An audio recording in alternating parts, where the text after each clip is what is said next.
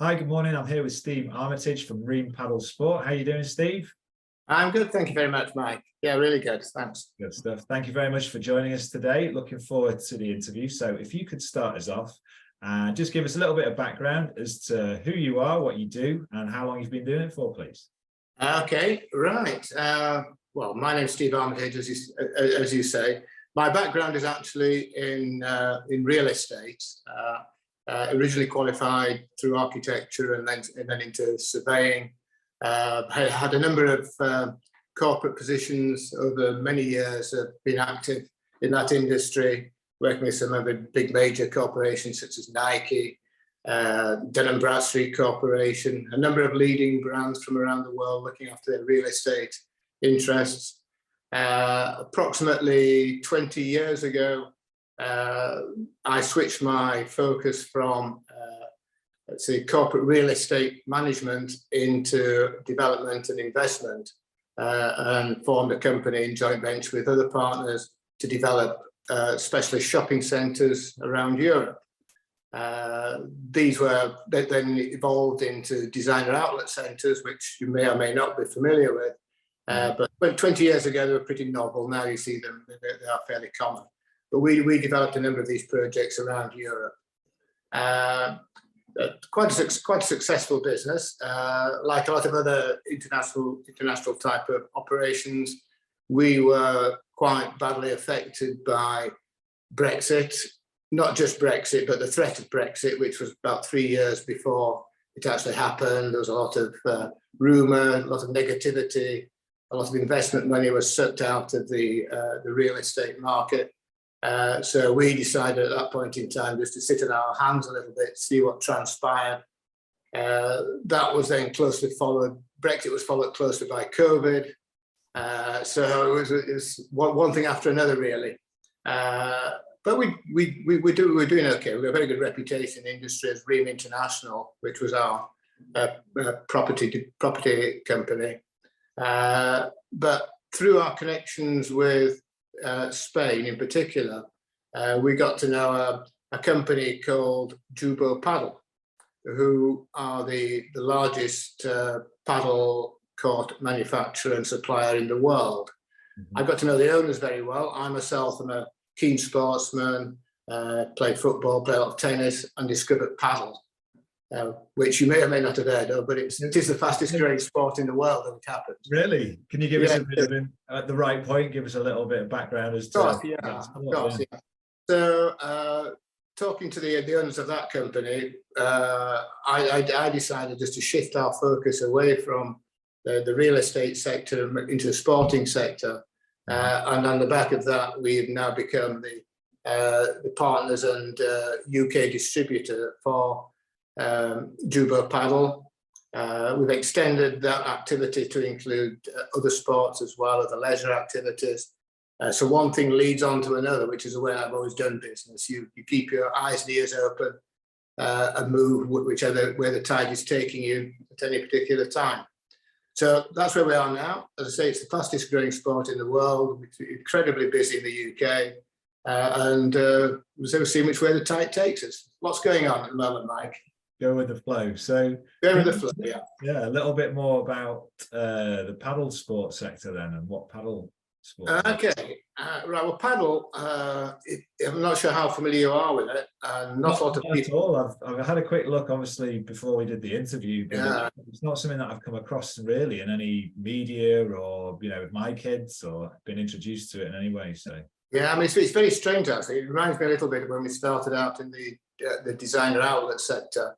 I made the assumption that everybody had heard of designer outlets. But of course, you subsequently find out that 99% of the population never heard of it, let alone been to a designer outlet centre.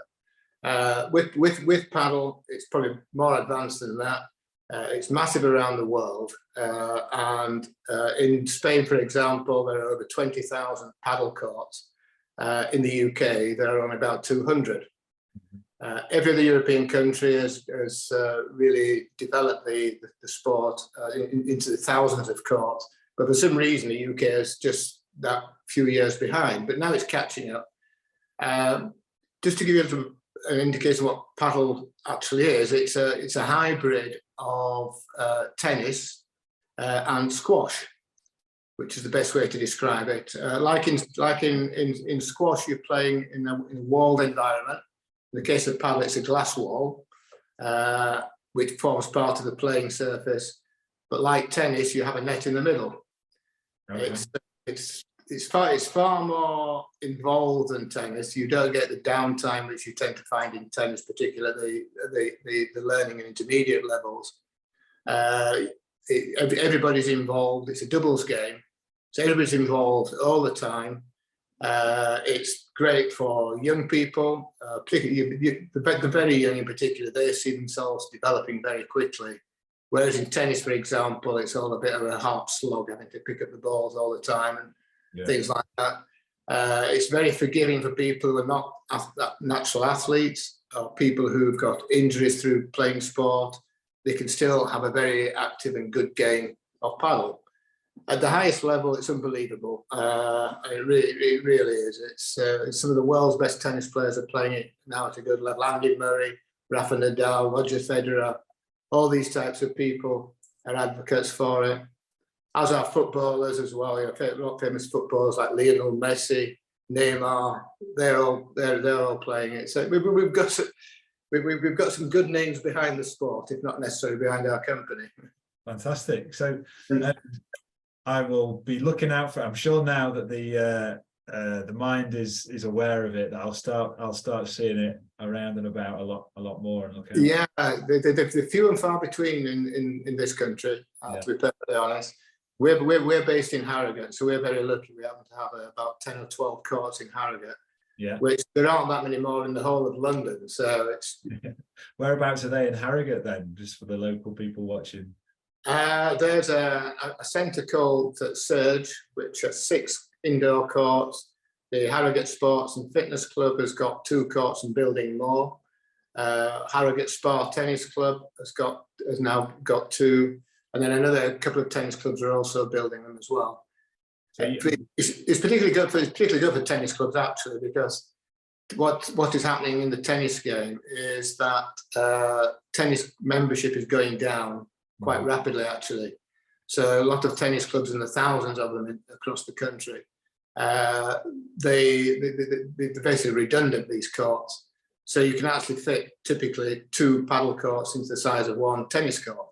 So we're now seeing a lot of clubs actually moving in that direction. They're converting tennis courts to paddle. And the LTA, the Lawn Tennis Association, which is a governing body for tennis, they are really behind paddle as well, as a means of getting people into racket sports. So they've got a special development arm to the LTA. We're pushing it as well and providing funding for tennis clubs and members of the LTA. So it's all very positive from that front. So in terms of your sector then that you're operating in and what you do, what makes you unique? Are you the only kind of supplier in this sector, or I suppose builder and operator, or competition? What kind of helps you stand out? Well, there are a number of ways in which people are approaching the paddle sector. It's incredibly popular. There's a lot of people trying to enter it without the wherewithal or the backup that we have. I'd say we work with Jubo Paddle. They've got 25 years experience in the industry. They've built over 5,000 courts around the world in 57 different countries. We've built quite a number in this UK already, so we're familiar with doing business in this country.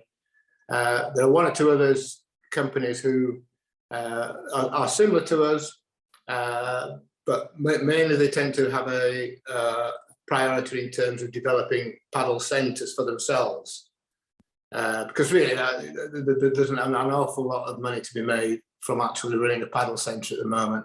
It's a supply and demand equation. There aren't many paddle centres, therefore they can actually charge quite a lot of money for playtime. So we are, in terms of uniqueness, again through Jubo, we have been able to develop what we think are the best courts in the sector, with special galvanized finishes from Germany, the highest quality glass for the walls, the best turf for the artificial turf surface. And we also provide very strong guarantees as well for everything that we do, which is fairly unique as well. Yeah. And then we also broadened our offer to include the supply of paddle equipment, such as rackets, balls, accessories. We have got a relationship with clubs in Spain to provide paddle vacations, paddle coaching. Together with Juba, we sponsor a club called the Diagonal Academy in Madrid, which is it's where all the top paddle players go from around the world for the coaching and the training and the break time and things. So that's pretty special as well. Fantastic. Is that where it originated then, Spain? It originated in Mexico.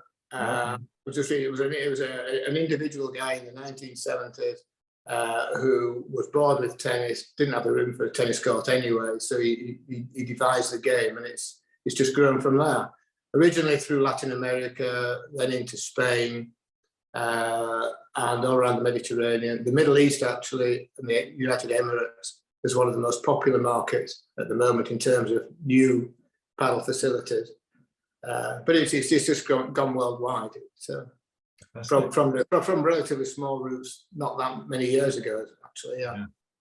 So what does the future look like for you? Obviously, it's promising with a massively growing market. And so what are the challenges you see? I suppose twofold, looking ahead.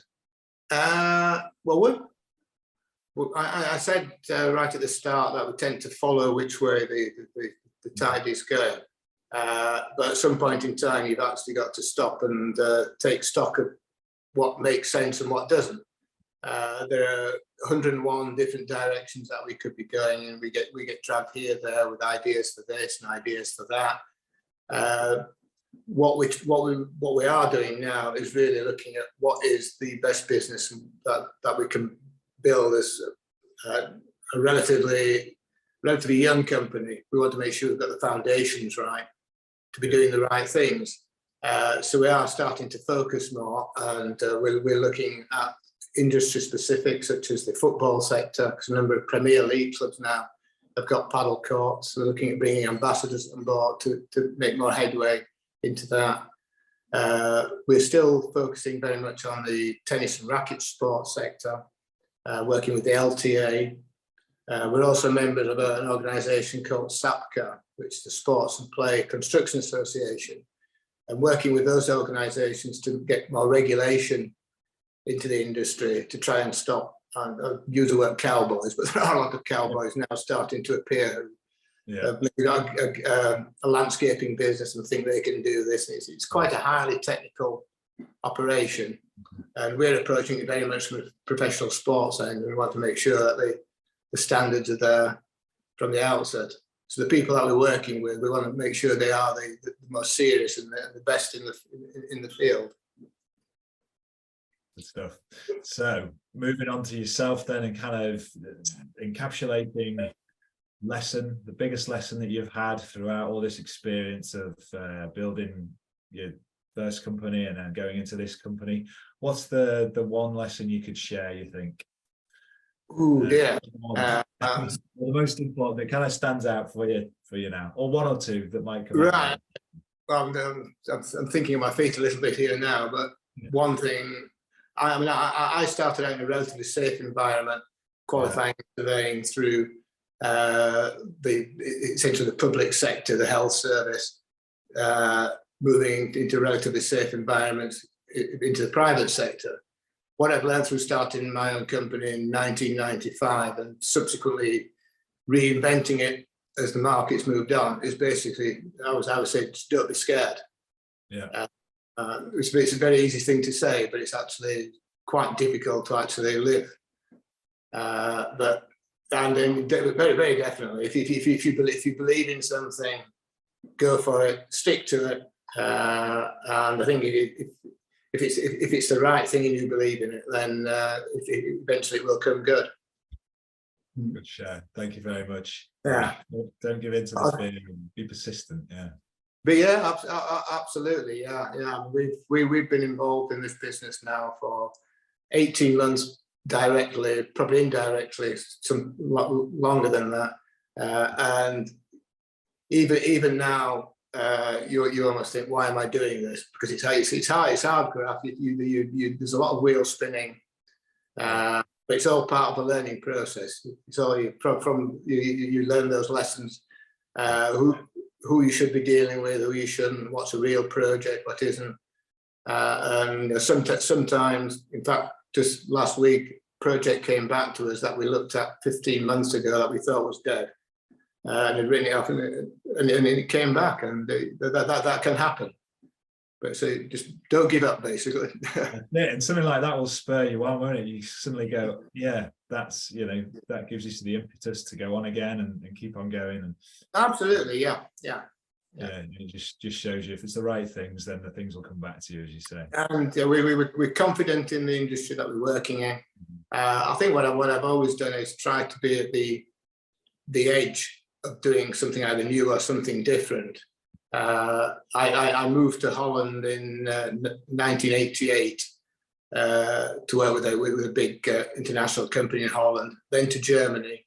And this was at a time when no other property professionals, surveyors and such like were going international.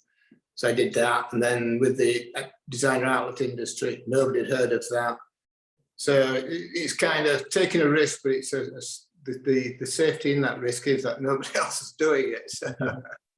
An eye for an opportunity.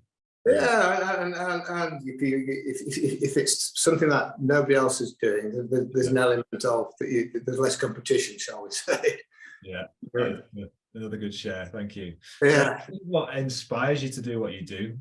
What would you say that is? I mean, it could reflect on something like anything that you read, listen to, or friends, family, the people you work with, the sport you're involved with. What is it you think that inspires you to do what you do? Well, Mike, I actually, to all intents and purposes, retired 3 or 4 years ago, and we had a very successful life, very good career. No need to work really, but then you listen to other people's stories about retirement, and you see an opportunity, and I've just got to be there doing something basically, and challenging myself.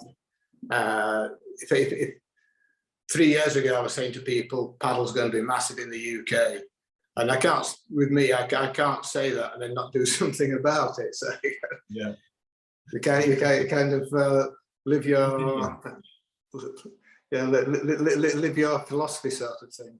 Yeah, definitely. So if you've got and who inspires me? I like the obvious ones to call out, people like Richard Branson, for example, people who they see an opportunity and they make it happen. There's other people in my life who they're not quite as high profile who've done the same thing, particularly in the real estate industry, which, as you can appreciate, can be quite edgy and sharp at times. Yeah. And you've got to think on your feet quite a lot. At the end of the day, it's always the good people who survive. Yeah. Luck's something to do with it. Then there's the old adage, isn't there? I get the harder I work, the luckier I get. And, there's something in that, I think, as well. Yeah, definitely. There's general principles throughout life that don't change from the beginning of time, aren't they? Absolutely, yeah. As you say, reflect on those. That the good always wins in the end, no matter how long. Yeah. Yeah. Yeah. Very good. So lastly, in terms of any, I mean, we discussed sort of latest news of things and about your business, I guess, but if there's a website or a place where people can get in touch if they want to get in touch, and any latest news that you'd like to. Yeah, well, feel free. Our website is www.reampadelsport.com. To get in touch with me directly, it's steve@reampadelsport.com. I'm always happy to talk to people either about paddle or generally.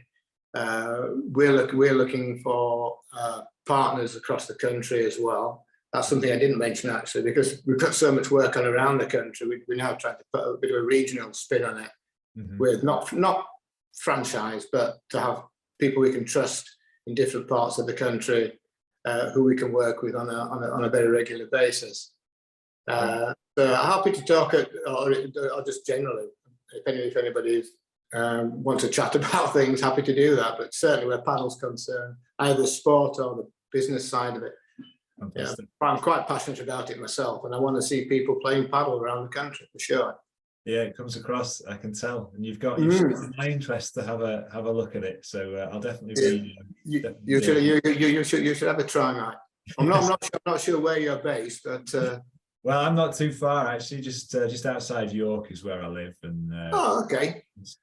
Well, interestingly, we are working on projects in York actually, but York, for a city with its prosperity, its student population, and it hasn't got one paddle court.